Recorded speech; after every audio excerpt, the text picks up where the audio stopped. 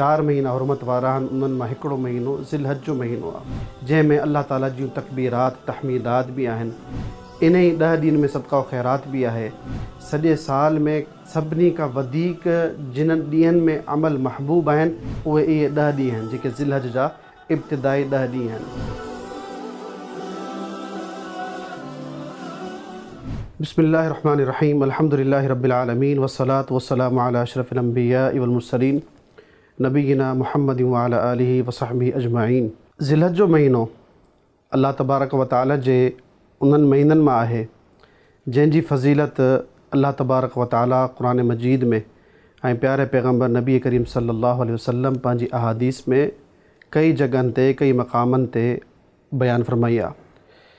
अल्लाह रब्बुल आलमीन हिन उम्मत खे अहिड़ा ॾींहं अता फ़रमाया आहिनि जंहिंमें अल्लाह तबारक व तआला पंहिंजे बांदनि पंहिंजे बंदनि जा गुनाह बि माफ़ कंदो आहे, हुननि जा दर्जात बि बुलंद कंदो आहे। पोइ उन्हनि खे अहिड़ो मौक़ो अता कंदो आहे जंहिंमें हू अल्लाह ताला जी तरफ़ वधनि, अल्लाह ताला जो क़ुर्ब हासिल कनि। त ज़िलहज जो महीनो उन्हनि महीननि मां आहे।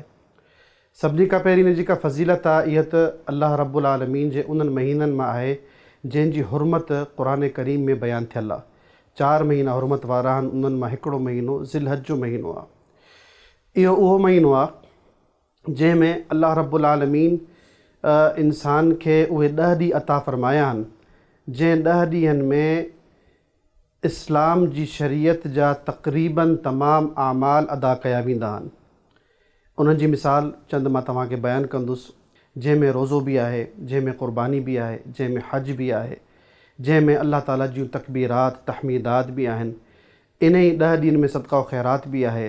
इन्हनि 10 ॾींहंनि में अल्लाह तबारक व तआला दुनिया में सभिनी खां वधीक कंहिं ॾींहं में अगरि इंसान जी मुसलमाननि जी बख़्शिश कंदो आहे त उहे इहे 10 ॾींहं ई आहिनि जंहिंजी फ़ज़ीलत आहे। हिननि 10 ॾींहंनि जे बारे में अल्लाह तबारक व तआला क़ुरान करीम में इरशाद फ़रमाए थो, वल फ़ज्रि व लयालिन आशिर। ऐं अल्लाह तबारक व तआला हिन में क़सम खई आहे फजर जी ऐं क़सम खई आहे 10 रातनि जी। मुफ़स्सिरीन जो इत्तिफ़ाक़ आहे 10 रातियुनि जो जेको तज़किरो आहे उहो इहे 10 ॾींहंनि जेके ज़िलहज जा इब्तिदाई 10 ॾींहं बयानु थिया आहिनि।